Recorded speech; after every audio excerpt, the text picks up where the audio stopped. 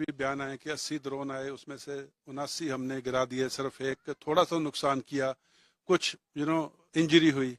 जबकि सच्चाई ये है कि उनके 14 अगस्त जो 2025 का जो 14 अगस्त था उनके इंडिपेंडेंस डे, उस पे उन्होंने 138 गैलेंट्री अवार्ड्स दिए थे, जो कि उनके ही समा टीवी ने अपनी वेबसाइट पे नाम पब्लिश किए थे। और वो तमाम 138 के 138 गैलेंट्री अवार्ड जो हैं वो पोस्थुमस, यानी कि उनके शब्दों में शहीद को दिए गए थे। और 138 शहीद तो वो मानते हैं जिनको उन्होंने गैलेंट्री अवार्ड दिए।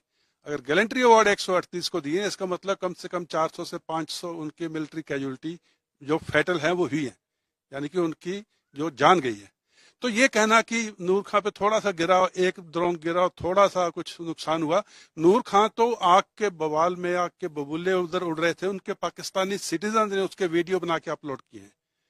और 11 एयर बेसिस को, रडार साइट्स को, उनके जमीन के ऊपर हवाई जहाजों को, उनके रिटायर्ड एयर मार्शल ने खुद ये को बोला है ऑन टीवी कि बोलारी एयर बेस में उनका जो एवेक्स है वो इंडिया की मिसाइल से हिट हुआ है। तो पाकिस्तान का झूठ बोलना उनके डीएनए में है, वो बोलते रहेंगे। सच्चाई दुनिया को मालूम है, सच्चाई टीवी के ऊपर आ चुकी है, सच्चाई वीडियोस में है, सच्चाई सैटेलाइट इमेजरी में है, जो कि इंडिया ने बार बार दिखाई है। तो इसका ये कुछ कहना मैंने नहीं रखता, सच ये। और मैंने अपनी किताब जो ऑपरेशन सिंदूर पे जो मैंने किताब लिखी, उस पर मैंने पूरी डिटेल अगस्त में लिख दी थी।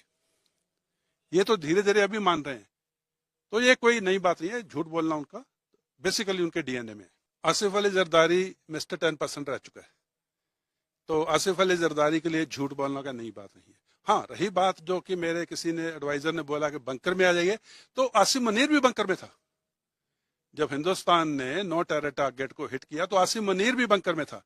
और अगर आसिफ जरदारी ये कहता है कि 4 दिन पहले मुझे मालूम था कि जंग होने वाली है, तो फिर हमारी एक भी मिसाइल जो नो टेरर टारगेट पे हिट की, उनमें से एक को भी रोक क्यों नहीं पाए? अगर उनको 4 दिन पहले से मालूम था कि इंडिया हमला करेगा, तो फिर उनकी तैयारी क्या थी? इसका मतलब उनका डिफेंस बिल्कुल जीरो है, और झूठ बोलना उनकी फितरत में शामिल है।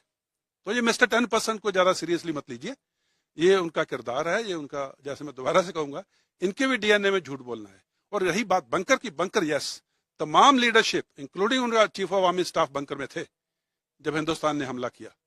सिर्फ उनके जो सिपाही थे वो खड़े थे मरने के लिए। तमाम कमांडर, तमाम लीडर, तमाम पॉलिटिशियन बंकरों में थे। देखिए, डरना जो है ना, तथ्यों पे आधारित है, फैक्ट्स पे आधारित है। इंडिया की मिलिट्री माइट और पाकिस्तान की मिलिट्री माइट का कोई मुकाबला नहीं है। इंडिया की इकोनॉमिक माइट और पाकिस्तान की इकोनॉमिक माइट का कोई मुकाबला ही नहीं है। इंडिया की डिप्लोमेसी और पाकिस्तान की डिप्लोमेसी का कोई मुकाबला नहीं है। इंडिया की जो पॉलिटिकल विल है, जो हमारे देश की पॉलिटिकल विल है, उसका और पाकिस्तान में तो पॉलिटिक्स है ही नहीं है।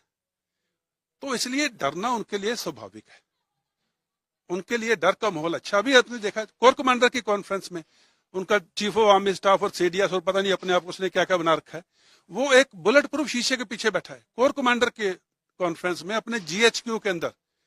अगर कोई फौजी अफसर अपने हेडक्वार्टर में बुलेट प्रूफ शीशे के पीछे बैठ के बात कर रहा है अपने जो उनके सबॉर्डिनेट्स हैं, तो फिर डर तो अच्छा है ना, और होना भी चाहिए।